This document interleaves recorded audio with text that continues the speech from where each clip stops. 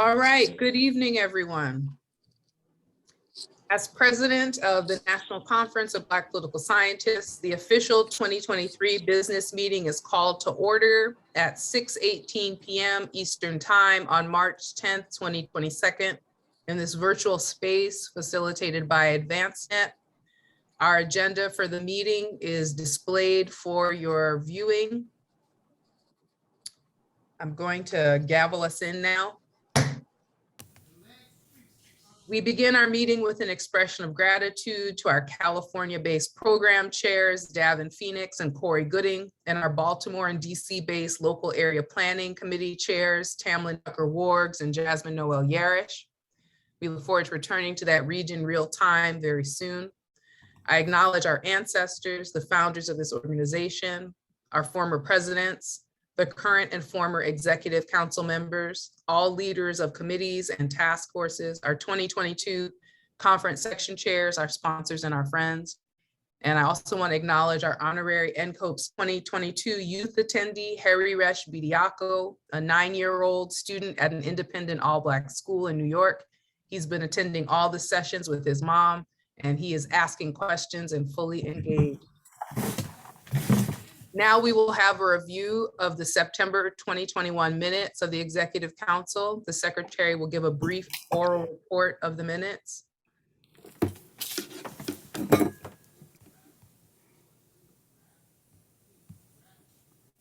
Greetings, everyone. I am just trying to plug up my laptop so that I don't get cut off. We are all good. So a brief report of the minutes. And the 2022 program chairs, along with the local area planning committee co-chairs, would like to create a firmer deadlines, and the NRBP Journal, the Journal of the National Conference of Black Political Scientists, would like more support from authors. They need more submissions. The Historian and Archives Executive Council members would like all of us to submit reports to the Historian Archives. The LGBT plus caucus, in partnership with the National Black Justice Coalition and the Bayard Rustin Award, they have a scholarship and early career award, and they want to increase research opportunities. The Black Rural Project Task Force submitted a report, and they also published. They have a webinar, and there are press releases. This is on the NCOPE's website as well. The HBCU No Student Left Behind Task Force leadership, the leadership has changed. So Emmett Riley is administering it. They have selected winners. They are attending the conference and they're posting on social media. So check that out. And the membership committee, they would like essentially a membership database that has access to all members. They would like to distribute membership committee videos. The development committee approved a draft budget for campaign. It's being prepared to be circulated, and they hired a campaign manager. The president-elect and vice president's report, they submitted the president in governance and administrative operations, a 2020 conference survey. They also have dealt with the awards committee, press releases, and planned webinars. The president's report, what can I say here? There are publication opportunities. She's created a co-writing groups, a Kim Mealy partnership to create access to Black and URM students at PWIs, expanding colleagues' opportunities, no student left behind. So she's basically been dipping into everything and expanding everything. The treasurer's report, the organization is on sound footing, as well as the executive director. The organization is on sound footing. And during that meeting in September, we had a discussion and vote on this virtual conference, and it passed. And we also had a discussion and vote on hiring a development campaign manager. And those are the minutes in brief for September 2021.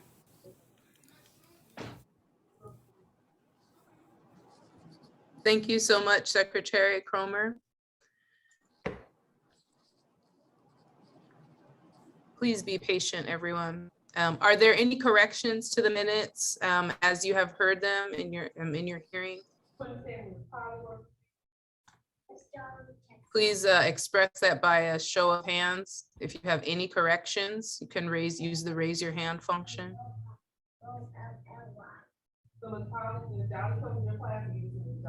All right, since it seems that there are no corrections, the minutes stand approved. The next order of business is our officer reports. Before we continue with the officer reports, please allow me to report some committee appointments. We began working with the Media and Marketing Committee this year, helmed by Dr. Ashley Daniels. Her team includes Dara Gaines, Dr. Guillermo Caballero, Kelly Richardson, Dr. Naja Baptist, Zanaya Nelson, and Lamarius Danley. You'll hear from them later. The Jules and James Prestige Award, Carolyn Sue Williams and Shelby Lewis, along with Dr. Tanya Williams, have a whole new project to share with us, a way of participating with NCOPES that will be unique and lovely for us.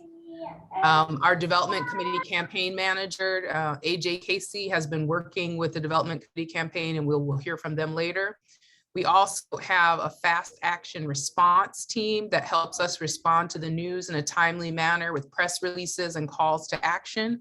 And that group includes Naja Baptist, Robert Stark, Tiffany Caesar, and Michael Strawbridge.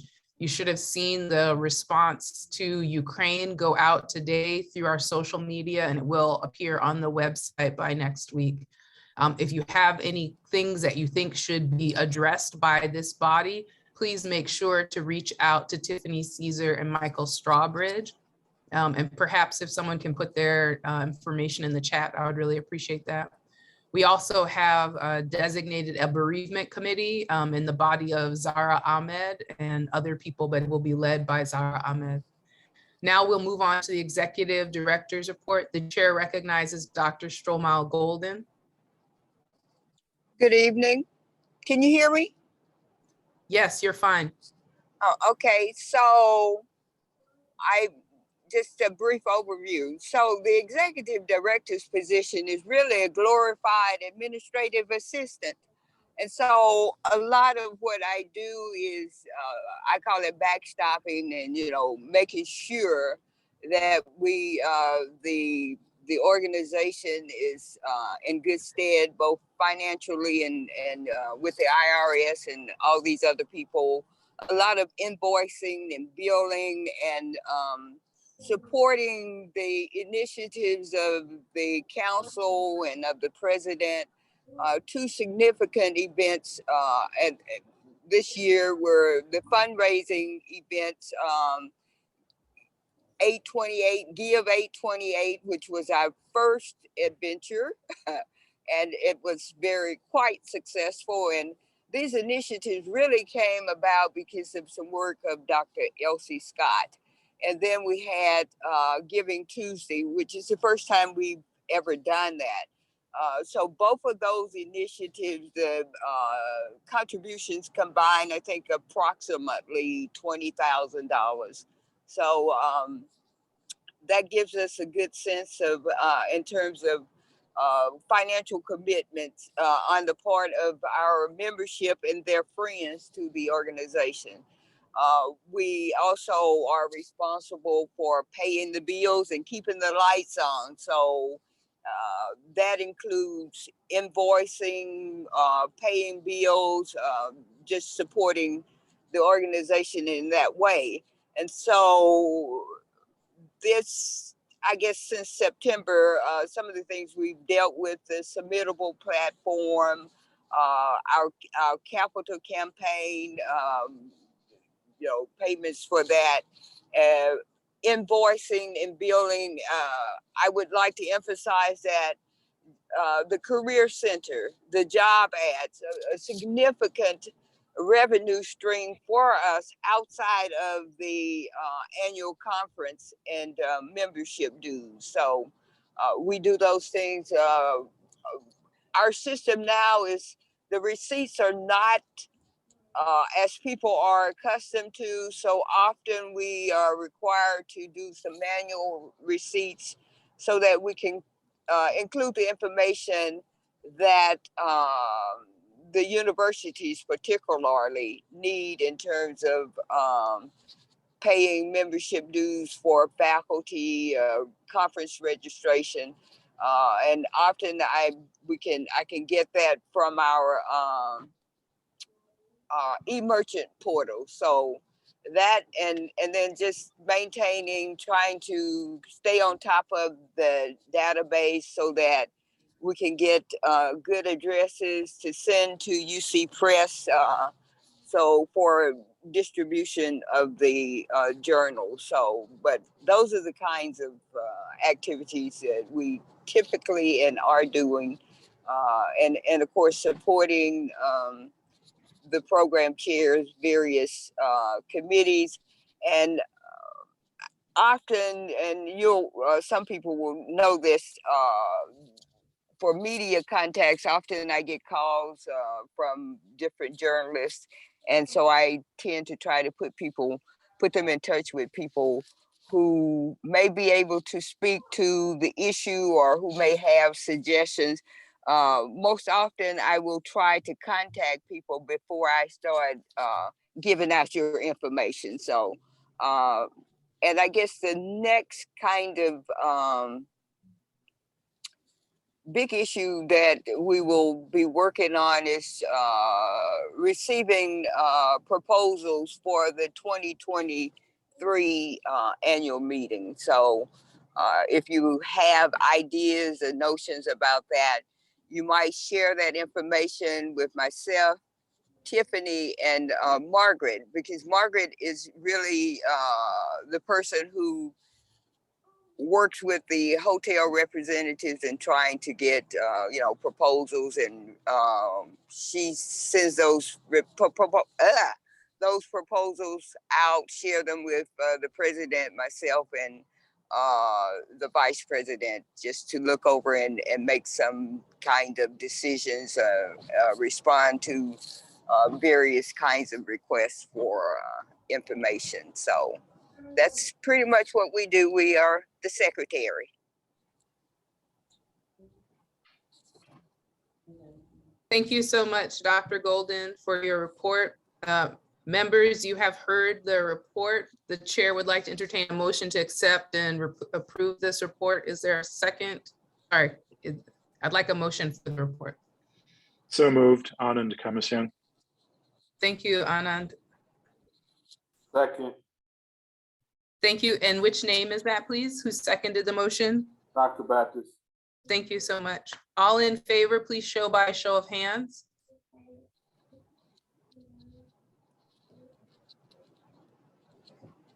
Thank you so much, everyone. We will move on now. I think we are still waiting for the treasurer, so we'll move to the vice president's report. Good evening, everyone. I'm going to deliver my report in brief remarks, and it covers some of the activities that we've done over the last year. So there's been a lot of work behind the scenes that go on with the organization that members don't see on a daily basis in terms of the sheer volume of requests that we get. And these requests range from interview requests all the way to actually doing work. So when we call on you to serve on a panel, please, if you can, help us out, because we are a volunteer organization. And in order for us to raise the profile of the organization, we need to highlight the different expertise of the membership. As many of you have probably seen over the last year, we've conducted a series of professional development opportunities and webinars. These includes webinars on police violence and the Black Lives Matter movement, which featured Dr. Robert C. Smith, Dr. Brandon Davis, and Dr. James Taylor and DeAndre Ori. We also partnered with Dr. Niamdi Carter and Dr. Heath Brown to sponsor, to give information to the INCOS members about the Minority Serving Institution Virtual Book Workshop. And we provided information about how our members could get their manuscripts out and get them reviewed through grants that we have, that APSA and Niamdi and her group had coordinated to get it. It included representatives from Oxford University Press. We've also conducted the Fate of Voting Rights webinar, which at this time, as we think about assaults on voting rights, having a panel of scholars, including Dr. Tracy Birch, Dr. Ray Block, Dr. Candace Watt-Smith, and Miss Brittany Gray, who's a PhD candidate at Mississippi State. And so those events came out and they were well. As we move into this next phase of round of envisionment of kind of programs we want to put on, I want to focus a lot on tenure and promotion for junior scholars, about how to navigate that process, providing more professional development opportunities for graduate students. And I was also put in charge of the HBCU No Student Left Behind initiative, which was birthed by our former president, Sekou Franklin. And this initiative is designed, it's in partnership with APS, it's designed to also bring in students and faculty from HBCUs to the National Conference of Black Political Scientists. So as we think about the incredible history of this organization, it was birthed at a historically Black college and university. And as we've seen increased visibility of these institutions via the Vice President of the United States as a graduate, we've also seen increased threats against these institutions. And the organization also put out a statement condemning that members. And I want to say this as well. As we think about creating webinars and professional development opportunities, I am a firm believer that we should be elevating as many marginalized voices in this organization as possible. So if you want to be on a panel, if there's something you want to see sponsored, if you want to propose an idea, shoot me an email. We welcome all of those ideas. As we attempt to ask who's going to serve on panels is typically based off of our networks. So we have put out a spreadsheet where we want members to include their expertise and their institution affiliation. So as we plan programming, we can pull individuals who are experts in the areas. There is no intent to overlook anyone, so I want this process to be as inclusive as possible. So if you want to be involved, we want you involved. I want to do, and as I wrap up really quickly here, I want to also thank our program chairs and the local arrangement committee for all of the work that they put into making this conference a success. This requires a lot of time that we could be doing other things, but people's time is one of their most valuable gifts and assets. And for that, I want to thank all of you who've answered the call. I want to also take this opportunity to thank the awards committee, because as vice president, I'm also in charge of this process overseeing these awards. And we received several nominations this year for the different awards. There's also going to be a need to next year start a little early to get the ground rolling. So if you see papers or books or presentations this year that you find very exciting or fascinating, please submit those nominations in writing for next year. The awards members this year consisted of Dr. Albert Samuels of Southern University, Dr. Kanisha Grant, Dr. Brandon Davis, Dr. Ravi Perry, Dr. Naja Baptiste, Princess Williams, Jamie Swift, Dr. Desiree Malonis, Dr. Niambe Cotter, Dr. Kalila Brown-Dean, Dr. Clarissa Peterson, Dr. Michael Fondry, and Tiffany Willoughby Herard. And we want to thank all of you for your incredible service and input. As we prepare to present the awards tomorrow night, I think that these awards and the recipients of these awards represent a very, very powerful moment in terms of where we are. And it represents a very powerful moment of papers and scholars who devoted their life's work, their service, their scholarship to uplifting Black political science scholarship and mentoring of students. If we can be of any service to you, definitely let me know. And we are happy to advance the organization to work in the direction you want it to see, you want the organization to move. So this includes my report. I don't have any information, any emotions, but one final thing. We also need to, and I know Kathy has lectured us this as long as I've been affiliated with NCOPS. If we send emails, please respond on time, because a lot of times we're trying to plan schedules, and when we get last minute requests, it sort of messes up people's ability to do things. But it's been a pleasure working with each of you. Again, any constructive feedback that you may have, shoot me an email. If you want to be involved, shoot me an email. And so this concludes my report, Madam President. Members, you have heard the report of the Vice President. The chair would like to entertain a motion to accept or approve the report. So moved. Thank you, Dr. Samuels. Second, Anand Kamasyang. Thank you so much, Dr. Kamasyang. All in favor, please use the raise hand button All in favor, please vote by your show of hands. Thank you very much. This report is accepted in full. The chair recognizes Dr. Nicole Alexander Floyd for the treasurer's report.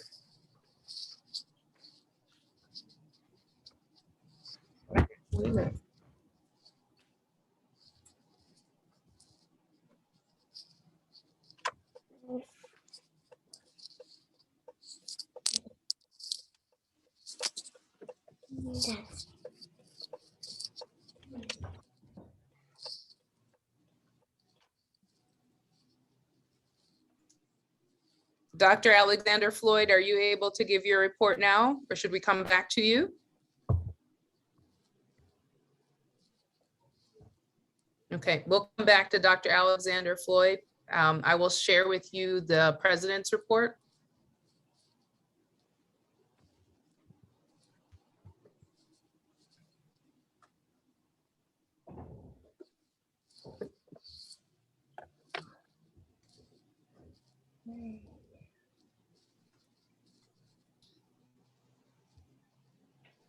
So thank you, everyone, again, for being here. There's just a few things I wanted to highlight.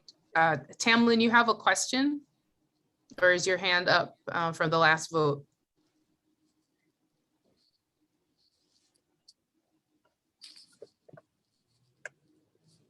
Okay, I'm going to move on. So just by way of the kind of work that we've been doing in the presidential office, we really spent a lot of time trying to drill down on what it means to support publication and support scholarship from every single angle. And so everything from supporting special issues of journals and working with authors who attend the conference, to working with faculty on weekly co-writing groups, in particular in political theory and race and gender studies. You all have noticed the really moving and powerful book celebration video. This was something that was initiated by members who said, I'd really like to make sure that we understand as an organization that we are producing an enormous amount of scholarship. If we had included the articles, reports, speeches, radio and broadcast news interviews, the op-eds, it would have, that short 5-minute video could have gone on for probably 20 minutes.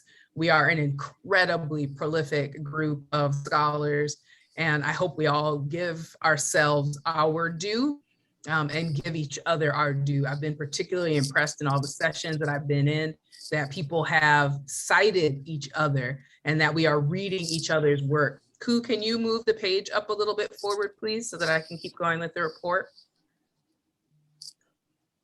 If that's possible. Can't accept all that.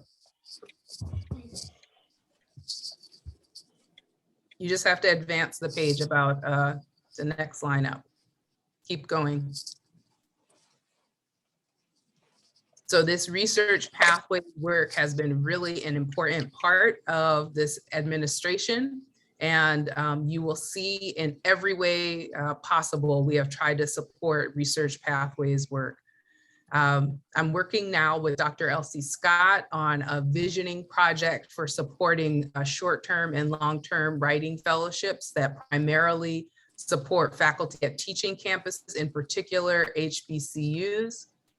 I'm also urging all members to try to do their utmost to increase the number of students from your own campus that attend. Our former president, Dr. Franklin, gave us a really good model of this with the No Student Left Behind initiative grant that he wrote. This is a multi-year grant that last year supported over 100 undergraduate students coming to the conference. This year is supporting some 40 undergraduates and faculty members from historically Black colleges and minority serving institutions. That kind of thing is how we make sure to plant the seeds for the next generation that want to be mentored or coming through the organization. Along with several of our regional representatives. We initiated regional meetings, and you'll hear more about that from those representatives. Ku, can you advance the page, please? As I mentioned at the outset of the meeting, I want to make sure to thank our executive leadership on this conference, the local area planning committee, and our program chairs, our section chairs. An enormous number of people had to be able to participate. Okay, thank you for that. I see your message, Dr. Shaw, and we will make sure to pay attention to that. I'm going to move on from this report, but you have all seen the work that we have been doing. I mentioned before that it was really that we have a set of special committees that we're initiating on. There's two that I really want to bring you all's attention to, and I'm really hesitant about bringing forward a motion on this, just because I like to be a more careful thinker about some of these things. The one I'll share with you because it feels like it's within my jurisdiction to just have us move on that. And that's the fast response action team that's responding to and creating press releases and is allowing all of us to be able to respond to the mistreatment and violence of Haitians at the border. And it's enabling us to respond to other kinds of things that are happening real time and immediate kind of way. But I want to also have us take a moment and acknowledge the media and marketing team. What I would like for us to do and what I'm proposing is that we think about ways to fund either through a grant or through the resources that the organization has already to support in some kind of way the public scholarship that the media and marketing team has been engaged with this year. So I'm moving for a stipend determined in consultation with the president, executive director, and the treasurer for some beginning to look at how we do stipends for our media and marketing team, because they literally are sitting at the heart of communications in a new and totally modern fashion.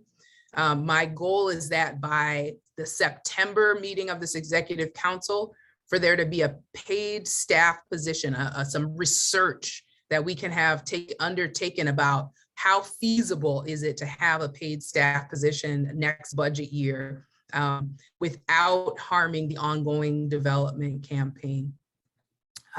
So again, as I said, I'm hesitant to bring forth a formal motion around this because I'm still trying to think about what the best way to do this is institutionally. But trust me, when you hear from Dr. Ashley Daniels about the work that they've been doing, you will be moved. So I'm going to conclude right there. You have heard my comments and we'll move on to the treasurer's report. Good evening, everyone. Thank you, Madam President. I want to just begin by saying that it has been my pleasure to serve in this capacity for several years, and I am really grateful to have had the chance to do so under your administration as well. Our net income for the organization as of the end of February of this year was $29,083.88, excuse me, which is a significant increase compared to our $555.83. This suggests a rebound from the initial COVID-19 losses due to lower conference attendance, particularly in our first year. Our most recent profit loss statement for February 2022 indicates total income, transfers, and revenue of $52,531.49, and total expenses of $23,447.61. So our net income again is $29,083.88. So if anyone wants any more details, I can provide that.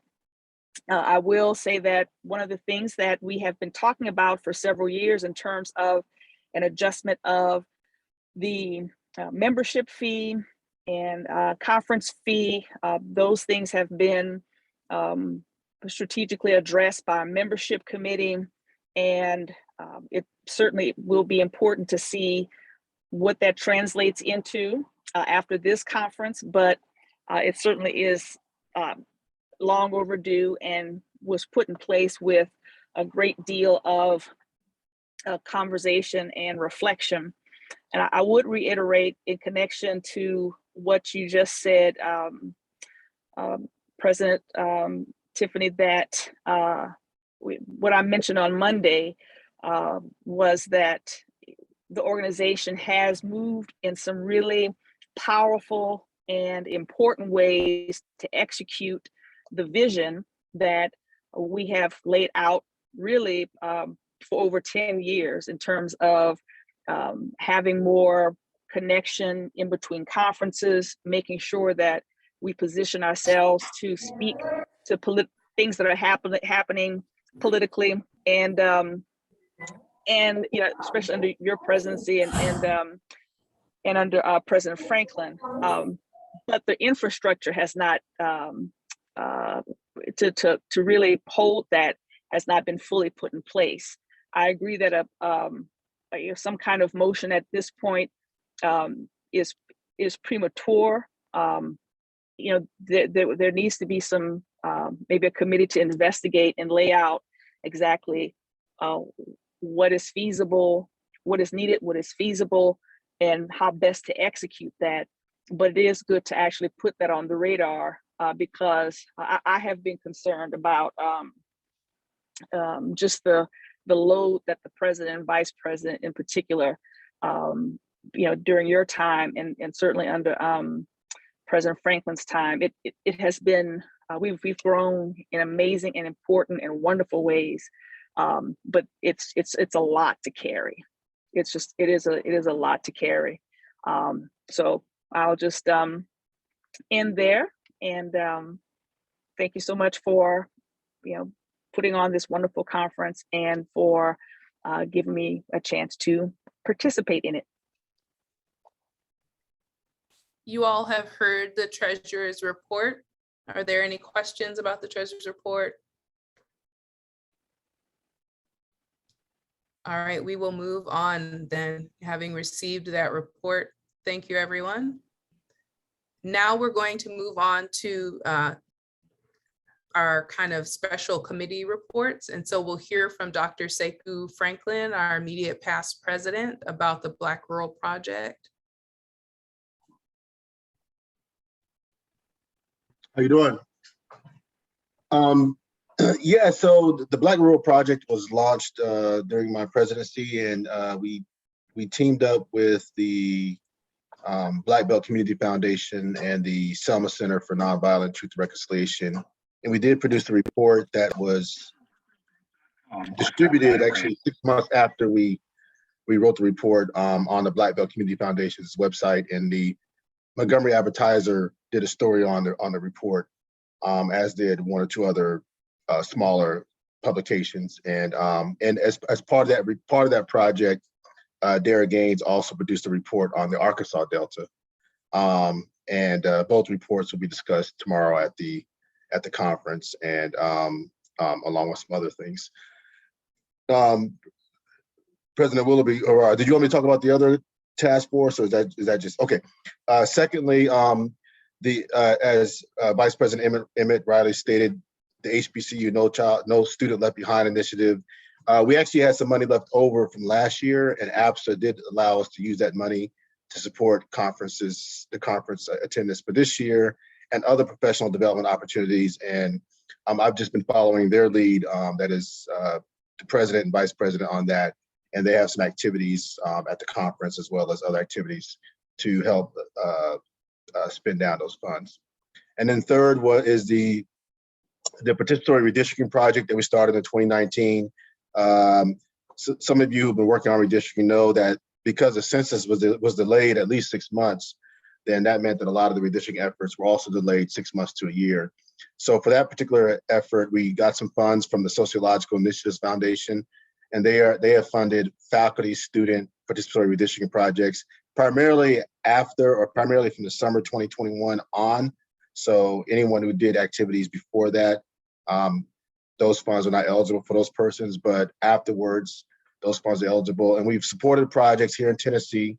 That project has pretty much served as the redistricting arm for the Tennessee and ACP.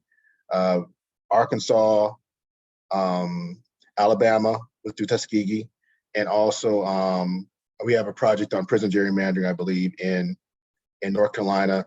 And we do have funds for that. The funds have been delayed a little bit because there's been high turnover in my grant making office, but the funds will be released no later than April 30th. We're still able to accept projects for that redistricting effort, and the projects can be very small scale. Initially, they can entail mapping, drawing maps, but they can also entail op-eds, doing analyses of redistricting plans, whether it be local or state, looking at prison gerrymandering. So if anyone's interested in that, we still can have 3 or 4 people that can sign on, as long as they involve faculty or in student partnerships. Thank you so much. Thank you so much, Dr. Franklin. We'll now hear from the Nominations Committee. Yes. Hello, everyone. Hope you all are doing well. So I will announce the nominations for the 2022 nominations for the Executive Council. So for the 2023 conference program chairs, we have Stephanie Williams, University of South Florida, and Tammy Greer from Clark Atlanta University. For the undergraduate student representative, we have Marie Rock, a political science major at Emory University. For graduate student representative, we have Kelly Richardson from the University of Florida, Gainesville. For the parliamentarian, we have Paralou PA from Georgia State University. For the Western Region representative, Legina Gauze from University of California, San Diego. For treasurer, Princess Williams from Amherst College. And I'm very happy to say for vice president, Professor Pearl Dow from Emory University. And so I'll now hand it back over to the president to go through any challenges to the nominations. Members, you have heard the report. The chair would like to entertain a motion to accept or approve the report, or any challenges that might be available. This is Nicole Alexander Floyd. I move that we accept this full slate. This is Todd Shaw. I second the motion to accept the slate from the Nominations Committee. Thank you very much, colleagues. Is there any need for discussion, or can we move on to a vote? It has been moved and seconded. So we should vote by a show of hands. Please raise your button. Raise your hand button so the secretary can record the votes. As I'm scrolling through the page, I see that we have achieved consensus and unanimity. Thank you very much, colleagues. We have accepted our nominations for our leadership next year. Our historian and archivist, Sheila Harmon Martin, is not able to be with us. She did submit a report which detailed major changes at the Woodruff Library, but she has also developed a wonderful personal relationship with the new archivist who is responsible for our collection. And she simply reminds us that it is very, very, very important that if you produce any work that's associated with NCOPES, to please document it and share with her so that it can be forwarded to our archives. Now we will hear from Dr. Dorian Brown Crosby of the Membership Committee. Thank you, President Tiffany. Good evening, everyone. This report will be very brief because many of the items that the membership committee brought forth have been addressed by President as well as Ashley Daniels and the media team that we'll talk about it a little bit later. But we did talk about just using our membership advertisements again for the committee to show them during the panels and however else they were to be used during the conference to promote NCOPES and to also encourage people to join NCOPES who may be attending the conference. And one of the recommendations that we put forth, or the recommendation we put forth, was to have a paid person to manage our social media, but we did not know that the committee had already been established with Ashley at the helm. So we are going to now work with the media committee to make sure that there are some outreaches for our young members and potential members in the spaces where they tend to communicate. We know we are a multi-generational organization, but we definitely want to make sure that we are reaching all of the spaces and areas to connect with folks, particularly when we talk about our regional meetings that occur in between our national conference and our annual conference. And so we look forward to working with any unit that will provide us with the ability to communicate consistently. So with those through social media. So we look forward to being a part of the conversation and the research that President Tiffany may pass on or may start now to investigate a paid person for that communications position, because that was the primary recommendation that came out of our committee in terms of outreach. And we also wanted to make sure that we had a grasp of the definition of membership. And I think Kathy kind of told us pretty much that it was anyone who was paid. So that's pretty much where we are in terms of making sure that we are outreaching as much as we can through social media. Thank you. Thank you so much. We will now hear from the National Review of Black Politics editors.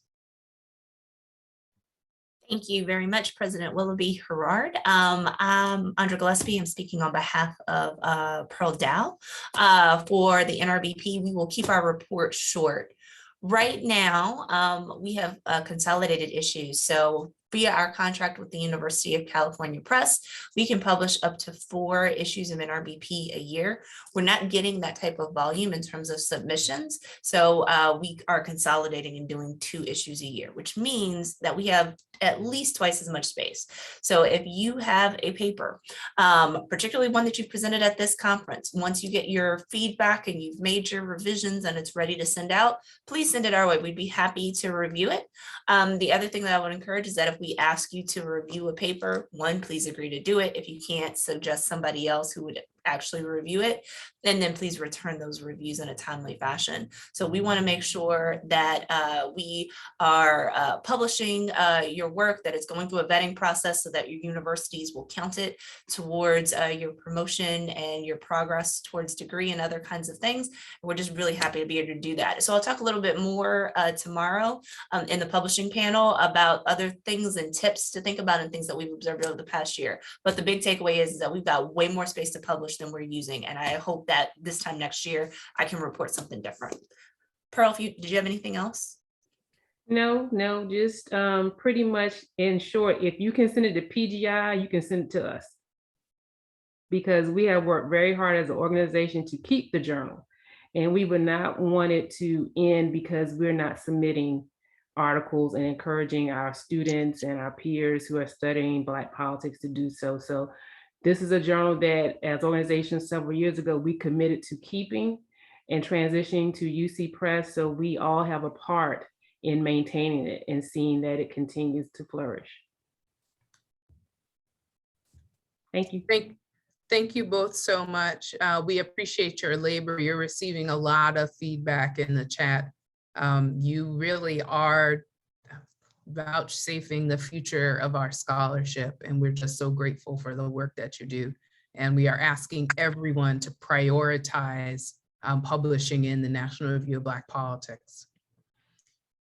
We have reports from the LGBTQ caucus that has already been submitted. We are not able to actually hear from Dr. Jerome Hunt this evening.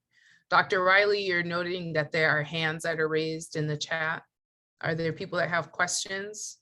Feel free to call on them, Dr. Riley, if you can see them. Nicole, I see your hand. It might be up from just a previous vote, but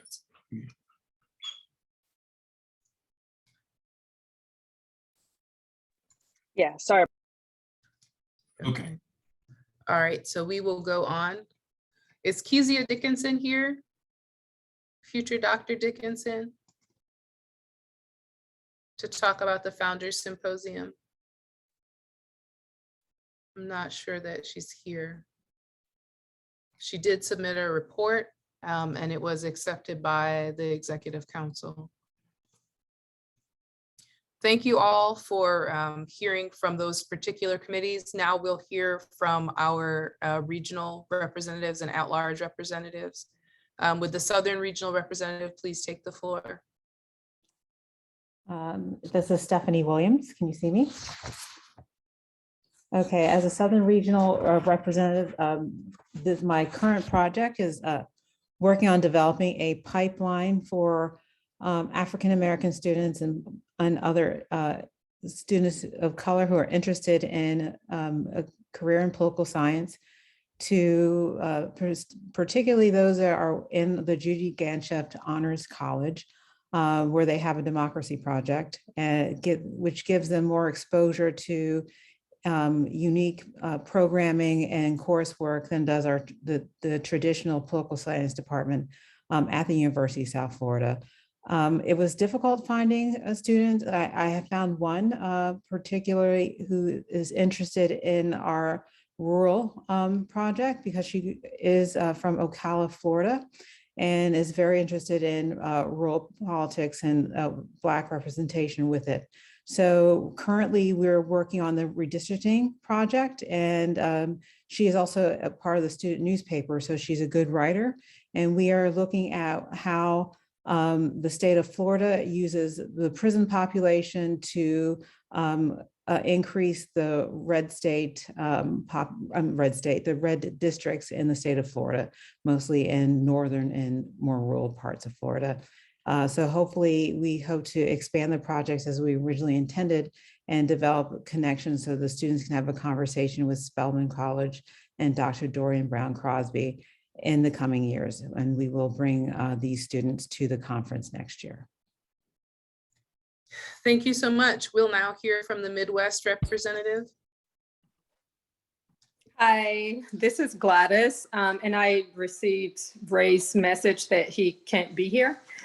So we had a virtual meetup June 10th, 2021, where about 32 people attended, and it was great just to meet up to kind of learn what everyone was doing, but also just to see other people, even though it was virtual. Graduate students were mainly interested in learning about publishing. So they were interested in workshops around that, as well as job opportunities.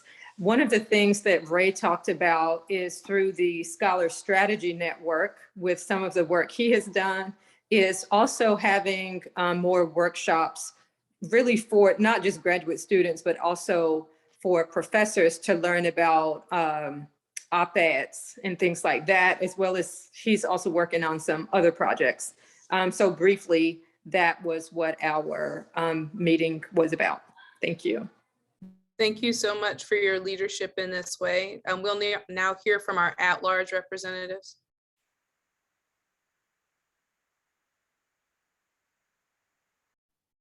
Thank you, Madam President. This is Dr. Naja Baptist from the University of Arkansas. Real briefly, some of the things that we did this year was participate in webinars, help create and formalize the Media Marketing Committee, recruited undergrads to assist in the Media Marketing Committee as research assistants, myself and several other NCOPS members, including Dr. Kirby PA, the co-PI, Dr. DeAndre Ori at Jackson State. We were able to procure $1.63 million in grants, and those funds were used directly for training both undergrad and graduate students and hiring postdoctoral students, and bridging both HBCUs and minority serving institutes. We will also be providing funding for students who attend NCOPS over the course of the next 3 to 5 years, as well as engaging in interdisciplinary publications. And we will continue to build this bridge between HBCUs and HWCUs, and to focus on producing high quality scholarship as well as funding for NCOPS. That is my report, Madam President. Thank you so much. We'll now have some word from the program chairs. Can you all hear me? Excellent. Hello, everyone. Thank you for having us. I'm here on behalf of myself and my co-chair, Davin Phoenix. It's really been a wonderful experience developing the theme and the program for this year's conference, which is Visions of Black Futures at a Crossroads. We've been working with the president, Madam President, our vice president, the executive director, the local arrangements team to develop a conference that is virtual this year, as you all are very well aware. We've developed an original conference program, and including the development of an original platform with the team members at AdvanceNet, using artwork from an artist named Ime to develop our own unique vision for what the conference could be. We've coordinated technical support for the panels, arranged for pre-recordings as well as live streams, and worked to put together with section chairs, the support of section chairs, and the wonderful research that's being done for 53 total number of panels, including research panels, roundtables, professional development panels, author meets critics, and undergraduate research panels. This has been a really extraordinary conference so far. I'll speak for myself. I hope you all are experiencing the same thing. Some of the challenges, though, that we want to identify that we might think about for future conferences is ensuring that just being mindful of conflicts with other national conferences and regional conferences, including the Western Political Science Association, and trying to ensure that we have a little bit more flexibility in this virtual format. One of the challenges was the constraints of time, and so folks have been extraordinarily gracious with the 1 hour time slots for many of the panels, and so we'd hope to be able to expand on that a little bit more. In terms of the future, we want to work collectively with the incoming program chairs to ensure that that we can, pass the baton and make their transition as smooth and as effortless as possible. We thank you all, and that's all for me. Thank you so much for your incredible work. We'll hear now from the Local Arrangements Committee. Good evening. I'm speaking on behalf of myself, and I'm Tamlin Tucker-Works from Hood College, and also Dr. Jasmine Yarish, and we co-chaired the Local Arrangements Committee. So we had Don Works from Towson, Carmen Walker from Bowie, and Lester Spence from Johns Hopkins, and Robbie Perry from Howard. And we worked with the president and vice president and executive director and our wonderful co-chairs to try to make give a local flavor to this virtual conference so that all of our hearts weren't broken, and we could still be kind of in Baltimore. We contributed panels to the conference, and also welcome messages from Mayor Scott and City Councilman John Bullock, We did local plenary sessions featuring Maryland Black legislators, local community activists, and a conversation between Black female academics and Black Girls Vote based in Baltimore. We also did some fundraising and secured some co-sponsors and advertising, and some of them include the University of Maryland and Georgetown. I'm not going to start naming it, okay. And then also APSA and Pi Sigma Alpha.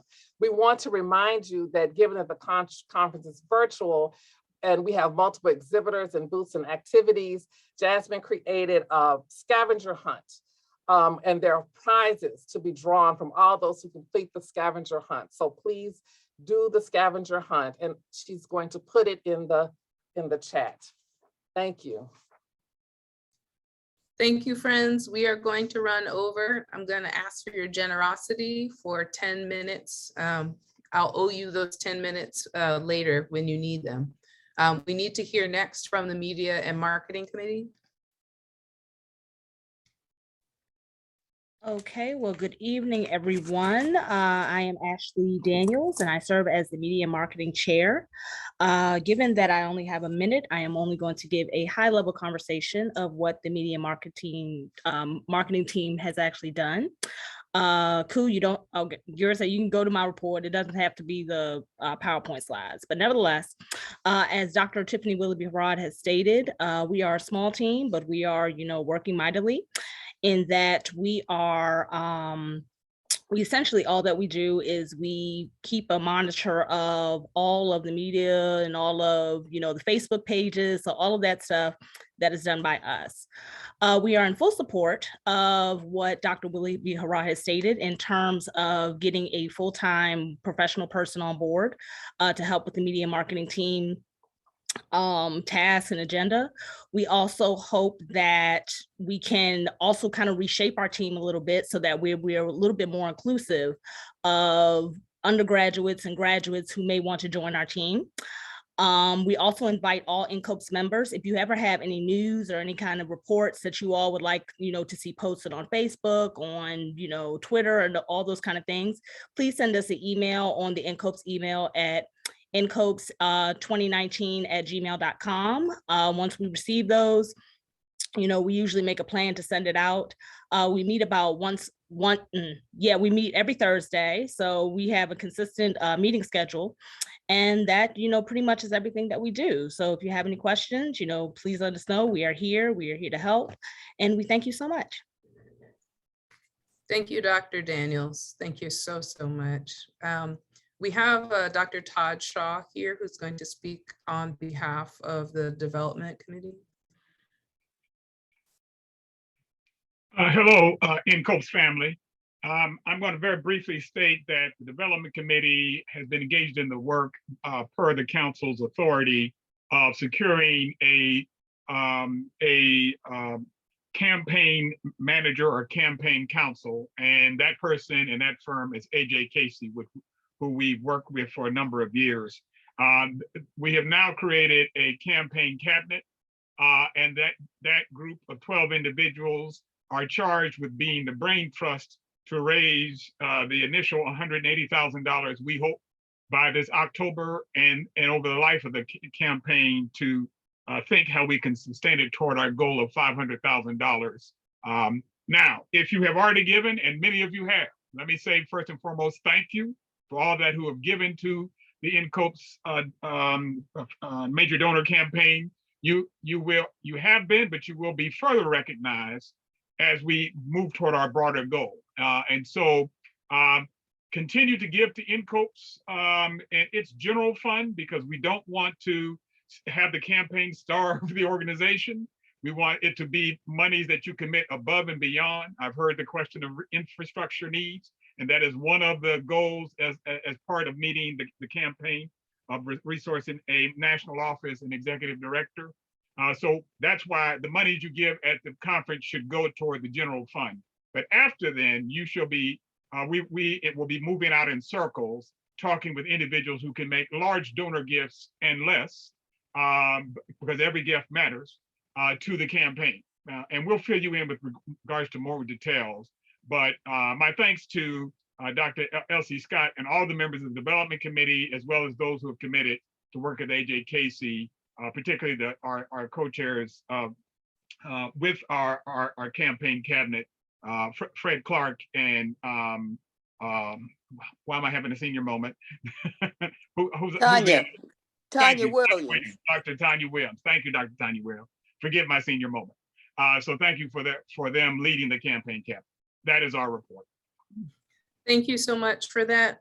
Before I have turn over our closing remarks to the executive director, this conference has relied on so much volunteer labor and so much help. It's part of the NCOPE's ethos of showing up and helping where we can, even helping in places that we can't help, but we're just trying to do anyway. But there's certain people that we need to make sure to name throughout the conference as often as possible. The panel organizers, the section chairs, the discussants, the chairs of the panels, Mrs. Margaret Clark, Amanda Thode at AdvanceNet and her team, Ku Boani, Francoise Cromer, and a number of other people, including undergraduate students recruited by Dr. Naja Baptist, and the amazing team of media and marketing folks. People have been doing so much behind the work, behind the scenes work to make this conference go. Even with the online format, there's just a ton that you cannot see that makes this happen. And I'm grateful to all of those people for just stepping in the gap, stepping in the breach, and being willing to make it go. And Dr. Golden, you will have the last comments and then we'll adjourn. Okay, so, I have to remain true to myself and to you all. So, hello? We're here. We're here. Okay. Okay. So, I've not said anything negative. So I need to not disappoint you. I would like to remind you, and this is important for membership as well as for conference participation and getting the receipts you need. If you are having the secretary or an administrative assistant or whomever to do your membership and your conference registration, please remind them they need to put your information in there. That's been a problem for this conference. Margaret has done a great job of troubleshooting that. But if they put their information, then that's where emails and correspondence would be going to them. So they actually need to have your information to populate those fields so that you can get the receipt that you need with your name on it. So please do that. And that also helps us. The other thing I would ask you to do is to go into the system and update your profiles. That is not something that I do. So in order to get, make sure you're getting access to the journal consistently. I know people move, they get fired or whatever. Just take a moment to go in and update your information. Thank you. And thanks everyone who's worked to make this conference a success. This meeting is now adjourned and we will see you all tomorrow bright and early. Thank you, everyone. Khamahu, Siyabonga, and Niabonga.